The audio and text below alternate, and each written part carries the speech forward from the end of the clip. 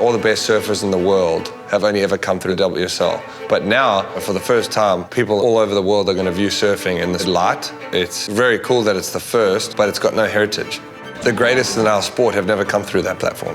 But you can almost take that to anybody, and they'll have a really good understanding of what you've achieved at the highest level of sport. To win would be the greatest accomplishment in my sporting career for sure.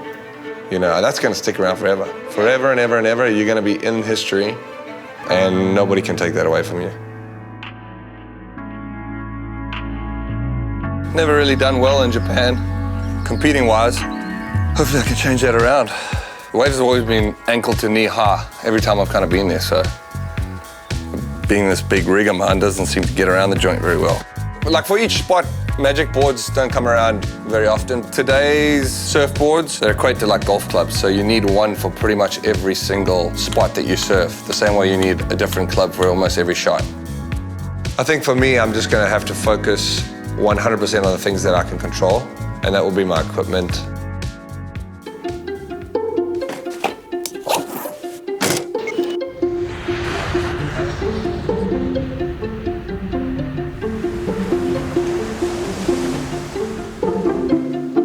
Look at those waves, bro. Barely breaking. No, but the waves are nowhere near as this morning. Never really surfed waves that kind of small that was attached to such a big event. I don't think in any other sport, luck plays that much of a role. Number 150 in the world can beat number 1 just like that. If he gets 2 better waves in those types of conditions when it's 1 feet, it's just hard to fight your way out of that no matter who you are. G pretty much came and asked me what they could do to be able to help me prepare for Japan. So I kind of just jokingly said, like, it's a private shaping bay when Chiba would just be phenomenal to be able to test boards in these type of waves. And then sure enough, 1 month later, a secret shaping bay just popped up about 5 minutes away from the event venue. So I was just frothing. Oh, wow, Chib did a really good job.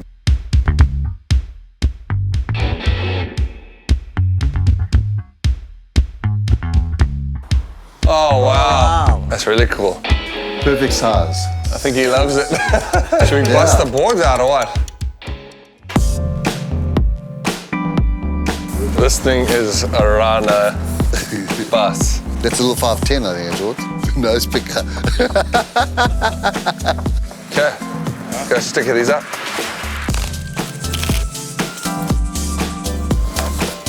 How's everything feeling? How was the flight? Yeah, the flight wasn't too bad. Kind of feeling a little sticky maybe, just from, I guess, 30 hours of travel. Freaking planes, man. Planes just lock you up completely. I found that just hanging and surfing with the locals at each tour spot definitely helps me feel a lot more comfortable in surfing at those waves. And yeah, it just kind of makes it exciting for me to come back every year. Okay, Jordy, we're gonna go to see the local. Okay. Okay, he's heavy local in Shida.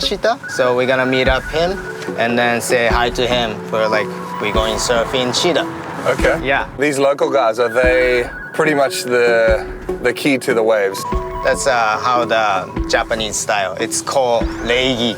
So you visit the local, konnichiwa, can I go surf over here? You know, show your respect. Just park over here first. Jordy, he's the guy I explained to you. Hi, how are you? Good, nice to meet you. Nice to meet you. Oh, this is really, really cool. Jordy, if you don't mind, can you sign our Yeah, of course. Yeah? First one. Yeah. Hey, Teps, should we go for a surf? Yeah, you think? go for a surf, yeah. Okay, cool. Yeah. Thank you. Thank you again, hey. Really appreciate it, thank you. See you guys. Bye. A few weeks ago was really good bank over here.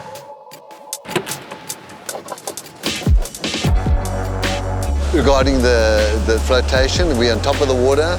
It's engaging nicely, and Jordy's getting a few more opportunities. Hard work, eh? Yeah. They're definitely on top of the water. When you get in the right spot, it like maneuvers around nice, but I think it might be maybe a bit much. Yeah, this is the worst you're gonna have it, this condition for sure. So what we've done is we've kind of taken away the squash and we've pulled it into a rounded pin. If it steps up 6 inches more or maybe a foot more at least, then the rounded pin will give them a little bit more control, I think. I definitely don't need as many leaders. No, exactly. I think it's all about design. It's all about the surfer. Surfers make shapers. It's crazy how people are delusional where they think, oh, you know, I'm the shaper, you know, this and that. My whole take on it is that without the surfer, there's no shaper. I definitely wouldn't be able to have the success that I've had without him being right there, being able to understand what I'm looking for out of my surfboard. At the same time, I think I've probably pushed his shaping in many ways. It's always been Jordy pushing me and kind of not dictating, but a little bit of humiliation. Straighter, a little straighter through that part. I wouldn't get off topic on this one. Come on, Dad, you're doing this all wrong. A little bit of swing weight in the front you could bring down. Just a little bit here. This is how you gotta do it, you know? So and that's what inspired me. I can learn a lot from what he's doing and how he interprets what's wrong and what's right because he's been in the bay from a grom, from 1 year old. Flotation and glide, back in the pocket, back in the pocket. I think this board with a narrower tail, we can't go too wide, right, Dad, and be so beefy. Unless it's clean conditions, and I think that's what the Swallow really helped with, was holding it in. Having this facility on offer for us to be able to shape and test equipment off the bat, just right down the road, down the street, is absolutely amazing. He's been watching me surf for so many years, and so he's seen me grow, obviously, from day one to the surfer I am today. And I think he just knows how to relate what he's seeing and what I'm feeling into the board to make it react the way I want it to. He's just pretty much, shaped me as a human being in a way. Well, you were able to shape it, and they glossed it in one day. That's just been incredible to be able to have that turnaround.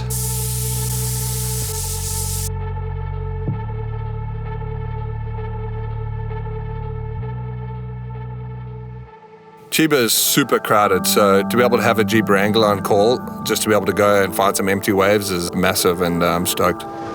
So Jordy and so it was nationals, and we were under 10, and he was only 7, and I think I was 8 at the time. Yeah.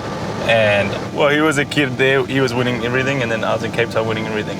So the other kids are mean, so we hung out because we were winners. Can I just tell you right now, Damien's gonna catch the best wave. He makes out like he never gets any good waves though. A little wedge. Big enough, probably a slab or something up here when it's big enough. How's that little wave there? It's good setups here, man. So beautiful, eh? Sure. Are you bring your dad to Tokyo next year? Yeah, I reckon they'll probably come here. Yeah. It'd be such a big thing for them. I don't think you guys even understand how big it's going to be yet. You don't think so? I don't think till you're surrounded by other athletes that have been spending 4 years training for that moment, you're going to be like, okay. My family never had a lot of money. You know, I'm just a kid from Durban, South Africa, like 10, 11, 12 years old. You're not really thinking pro surfer too hard. You're just kind of thinking, this is amazing, this is really fun, I enjoy this. My parents were working full-time jobs just for me to be able to get to go to events. We'd have garage sales. At some point, we had to sell the house, knowing that your family sold all the stuff just so that you can get to one surf contest. It was like every single wave you stood up on was your last breath. Every time you paddled out, every time you came in, you felt it. It's almost the right point over there. So many little options. Yeah, let's go. We'll get a few.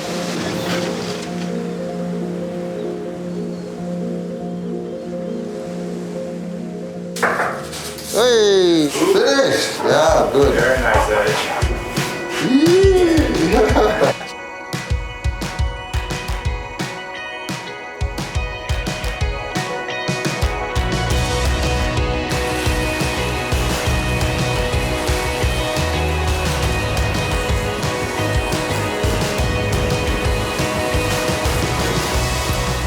The waves are kind of as good as they're going to get, really.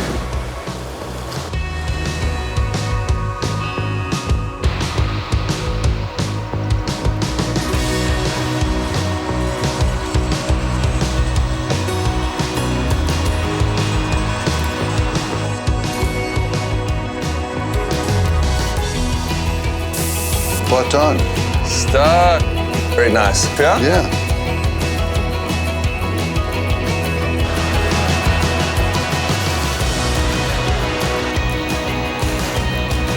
Once he's found the sweet spot, that's it.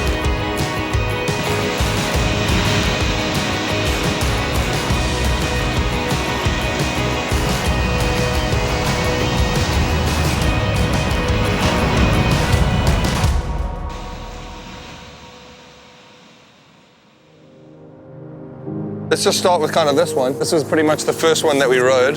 The kind of tail was a little wide on this one, just didn't help engage the board as much as I wanted, and it was just really, really thick. We rode this one, which actually had a lot of speed. I think a swallowtail could be something in the future that we kind of experiment with in smaller waves, just helps lift the nose and get it out of the water. This one seemed to be more of an all-rounder.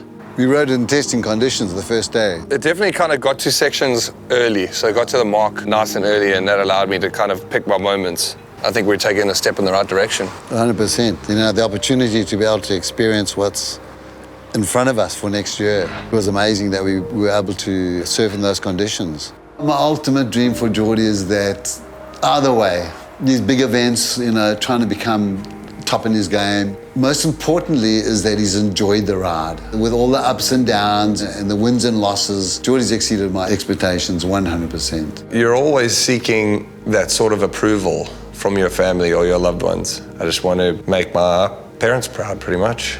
They never ever made it seem like it was pressure. They just continue to make me to believe, like, this is for you, this is what you want, then, you know, go out and get it. To give up your entire life, everything that you've worked for, just to give your son the opportunity to do what he loves is, that's real love for sure. Being the man that he is, that's enough for me. To shape a champion, do it from your heart and trust your instincts. I definitely feel I've done that.